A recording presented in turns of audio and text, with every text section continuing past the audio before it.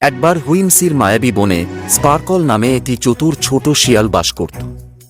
অন্যান্য শিয়ালদের থেকে ভিন্ন স্পার্কলের একটি জাদুকরী বুদ্ধিমত্তা ছিল যা তাকে বনের সবচেয়ে বুদ্ধিমান প্রাণীতে পরিণত করেছিল।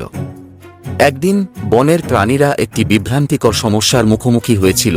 একটি দুষ্টু জিনোম সমস্ত বেরিগুলি লুকিয়ে রেখেছিল এবং কেউ তাদের খুঁজে পায়নি। চিন্তিত পশুরা জড়ো হল, সমাধান চাইল।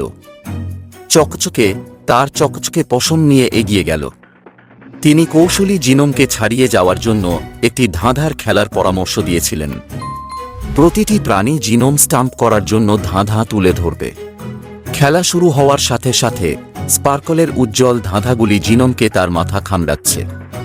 অন্যান্য প্রাণীরা তা অনুসরণ করেছিল এবং শীঘ্রই জিনোম পরাজয় স্বীকার করার সাথে সাথে বনের মধ্য দিয়ে হাসির প্রতিধ্বনিত হয়েছিল। কৃতজ্ঞতায় প্রাণীরা স্পার্কেলকে বনের বুদ্ধিমত্তা রানী হিসাবে মুকুট পরিয়েছিল। সেই দিন থেকে যখনই চ্যালেঞ্জ দেখা দেয়, তারা তার চতুর সমাধানগুলির জন্য স্পার্কলের দিকে ফিরে যায়।